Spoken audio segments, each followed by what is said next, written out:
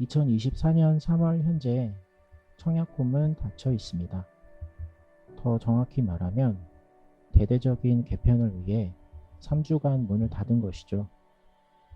때문에 현재 공식적인 청약 루트는 없으며 청약홈 개편 이후 달라진 청약 제도가 발표될 예정으로 그야말로 폭풍전야의 시기를 보내고 있습니다. 이번 청약홈 개편은 단순히 사이트 개편과 보안을 위한 것이 아닙니다. 바로 크게 달라질 청약 제도에 대한 변화를 예고하기 있기 때문인데요. 특히 현재 우리나라의 세대별 특징과 저출산 문제 등을 반영하여 특별 공급과 일반 청약 모두에 상당한 변화점이 예상됩니다. 실제로 청약홈 개편 이후 달라질 청약 제도는 다양하게 거론됩니다.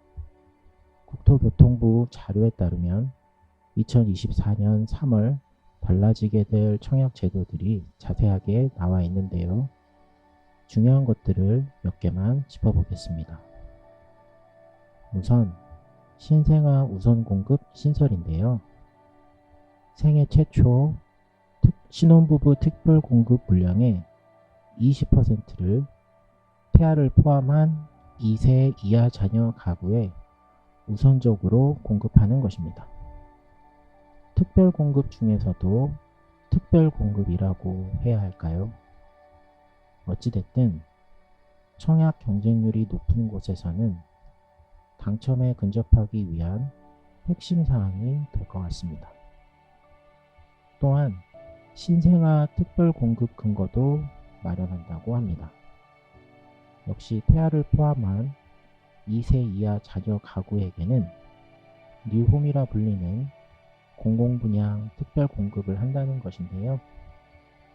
공공분양은 민간 분양 대비 가격 측면에서 크게 유리하기 때문에 요즘처럼 분양가 상승이 지속되는 경우에는 더욱 많은 분들이 찾을 수도 있을 것 같습니다. 한편 다자녀 특별 공급에 대한 자격 기준도 완화됩니다. 기존 다자녀 특별 공급의 최소 기준 컷은 3자녀 이상이었습니다. 하지만 청약홈 개편 시기 이후부터는 2자녀 이상으로 변경된다고 하는데요. 저출산 시기에 맞춰 다자녀 특별 공급을 손보게 되는군요.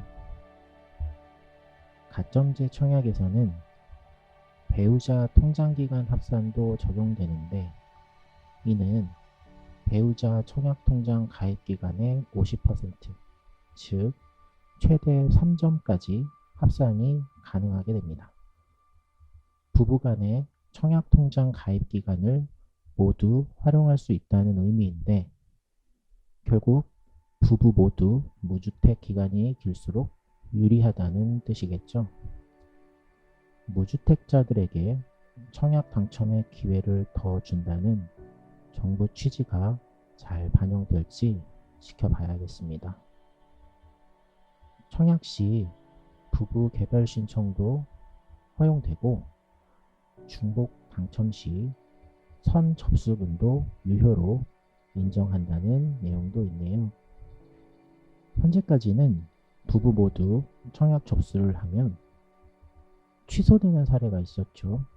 하지만 인기 지역은 대부분 세대에서 부부 모두 지원을 하는 경우가 많았고 정부는 또한 혼인신고 지원 및 유인을 해소하기 위해 부부 개별 신청을 허용하는 것 같습니다. 실제 청약에서는 경쟁률 상승 외에 어떤 효과가 있을지는 한번 지켜봐야 할 것 같습니다. 어쨌든 부부 모두 청약통장을 보유하는 것이 유리하다는 건 확실한 것 같네요.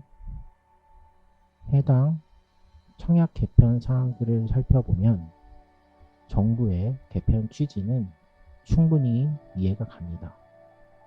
저출산 시대에 맞춘 출산 장려 그리고 무주택자에게 더 넓은 당첨 기회를 제공하고자 하는 바는 역시 이해가 됩니다.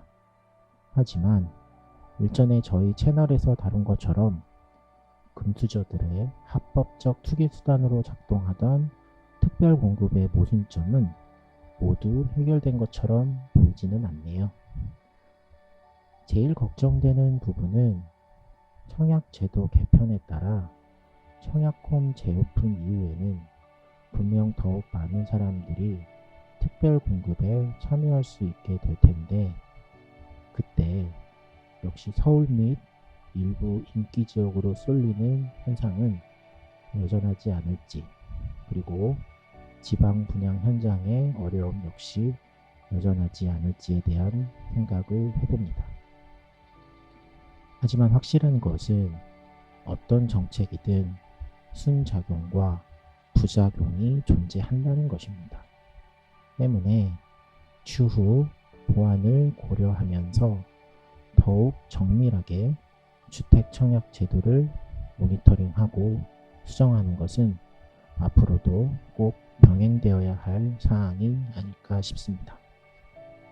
이렇게 해서 현재 진행 중인 청약홈 개편과 함께 달라질 청약 제도에 대한 내용들을 간단하게 살펴보는 시간을 가졌습니다.